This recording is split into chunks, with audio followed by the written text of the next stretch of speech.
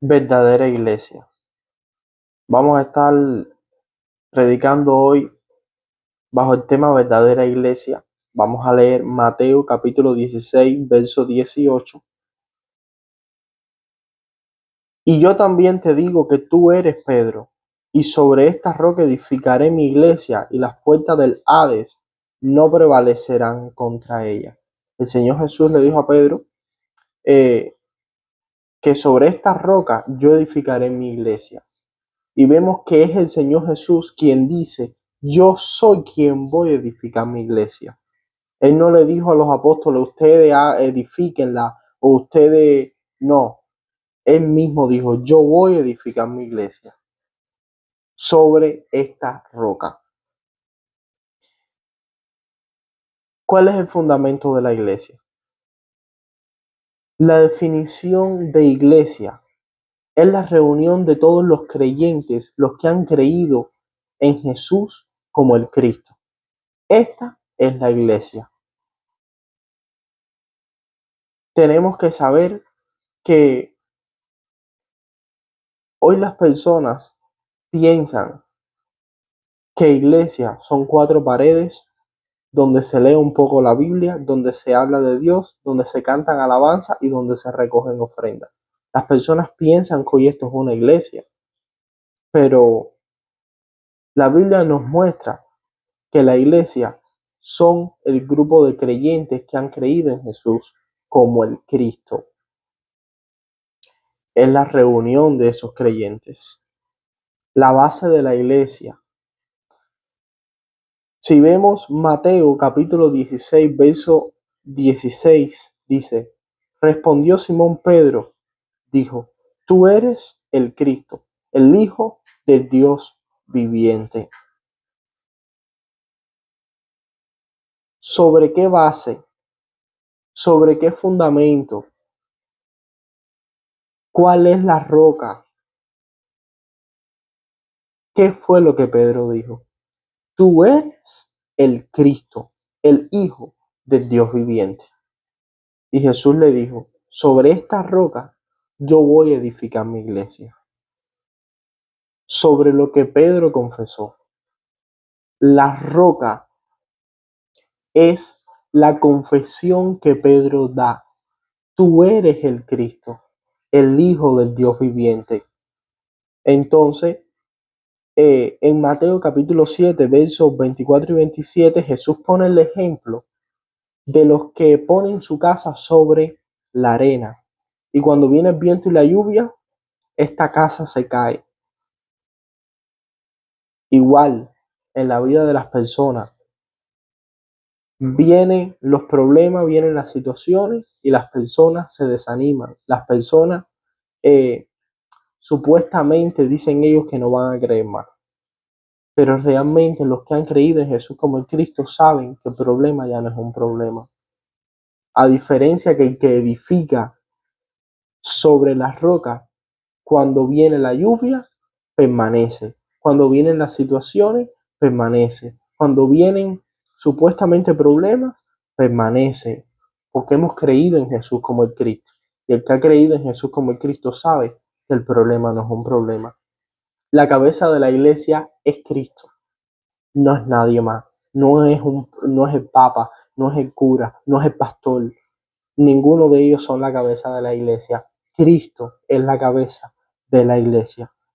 En Efesios capítulo 1, verso 22 leemos: y sometió todas las cosas bajo sus pies, y lo dio por cabeza sobre todas las cosas a la iglesia. Vemos también en Efesios capítulo 5, verso 23, y Colosenses capítulo 1, verso 18, que es Cristo la cabeza de la iglesia. Si vemos en el libro de los Hechos, el comienzo de la iglesia, en Hechos capítulo 1, versos 4, 8 y 11, vemos cómo la iglesia empieza aferrándose al pacto, a la venida del Espíritu Santo para la evangelización mundial. Ellos se aferraban a la venida del Espíritu Santo para la evangelización mundial. Vemos aquí el comienzo de la iglesia, y en Hechos capítulo 1, versos 13 y 14, vemos cómo ellos estaban orando en el Espíritu conforme al pacto, cómo oraba la iglesia, conforme al pacto, a la venida del Espíritu Santo. Y en Hechos capítulo 2, versos desde el 1 al 47, ya este Espíritu Santo vino. Como ellos habían aferrado, el Espíritu Santo vino sobre ellos y ellos fueron testigos hasta lo último de la tierra. ¿Cuáles son las marcas de la verdadera iglesia? La proclamación de la palabra correcta, la ejecución correcta de los sacramentos. El bautismo, una persona una vez que cree en Jesús como el Cristo y anuncia este evangelio, es bautizada, es una nueva criatura. Y eh, la toma de la Santa Cena. Una persona que toma la Santa Cena, come el cuerpo y bebe la sangre de nuestro Señor Jesucristo, y entiende y ha creído que Él es el verdadero rey, el verdadero sacerdote y el verdadero profeta, y la ejecución apropiada de los deberes eclesiásticos. Hoy las congregaciones estiman y las congregaciones dicen mucho que el que ofrenda no lo podemos votar de la iglesia, aunque disparate dentro de la iglesia, aunque acabe dentro de la iglesia, pero no, debemos guardar las ejecuciones apropiadas de los deberes eclesiásticos. Estas son las marcas de la verdadera iglesia. Forma de la iglesia. Primera de Corintios capítulo 3, verso 16. ¿No sabéis que soy templo de Dios y que el Espíritu de Dios mora en vosotros? ¿Cómo vemos esta forma de la iglesia? Todo el que cree es templo de Dios y el Espíritu de Dios mora en vosotros.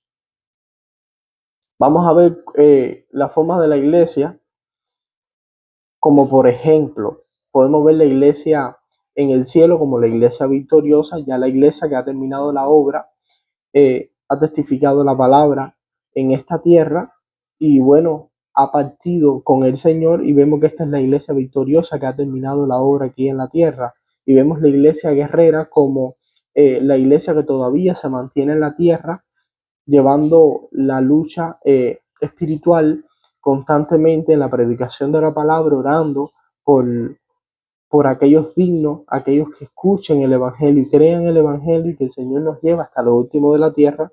Por eso es que la conocemos como la iglesia guerrera. Y la iglesia sin forma. La iglesia sin forma es este grupo de creyentes que están en todas partes del mundo anunciando el Evangelio de Jesús como el Cristo. Esta es la iglesia sin forma. Lo mismo están en China, que están en Canadá, que están en Cuba, que están en España, que están en todas partes del mundo. Esta es la iglesia sin forma. Un ejemplo que ponemos lo podemos verificar en Efesios capítulo 1, verso 10, en Colosenses capítulo 1, verso 18 y verso 24. Y la iglesia con forma es la iglesia donde hay ciertos miembros que han creído en Jesús como el Cristo, se reúnen en un cierto lugar, lo mismo debajo de un árbol, que en la esquina de una tienda, que en una casa, que en un templo, donde quiera que estén, se reconoce como la iglesia con forma. Lo podemos ver en 1 Corintios capítulo 1, verso 2, y en 1 Tesalonicenses capítulo 1, verso 1, y en Filipenses capítulo 1 y 2. La iglesia universal.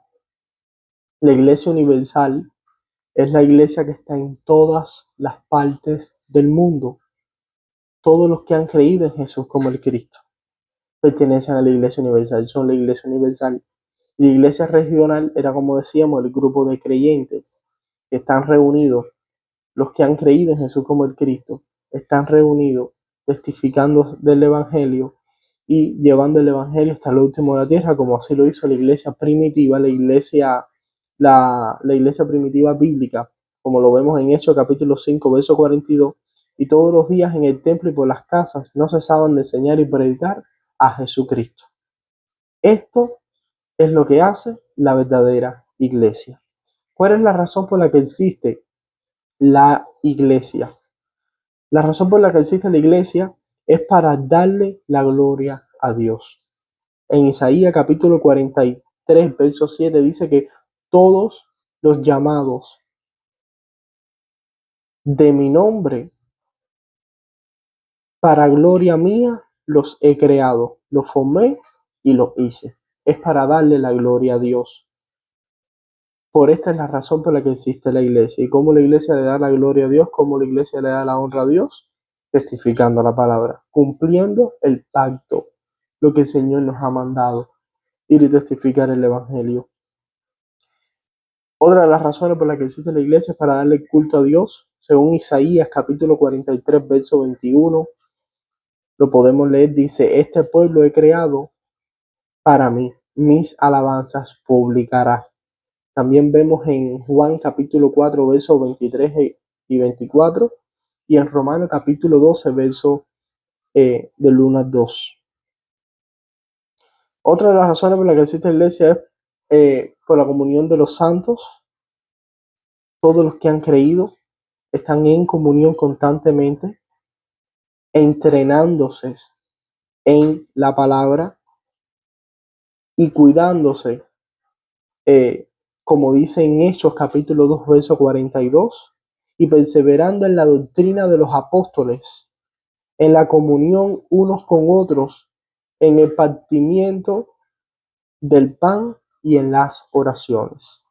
Se cuidan, se entrenan en la doctrina de los apóstoles. ¿Y qué fue lo que creyeron los apóstoles? ¿Qué fue lo que testificaron los apóstoles? Que Jesús es el Cristo. Ahí nos cuidamos, ahí nos entrenamos cada día más por las Escrituras. Y otra de las cosas, por la razón que existe la iglesia del Señor, es para la expansión del reino de Dios, la evangelización mundial.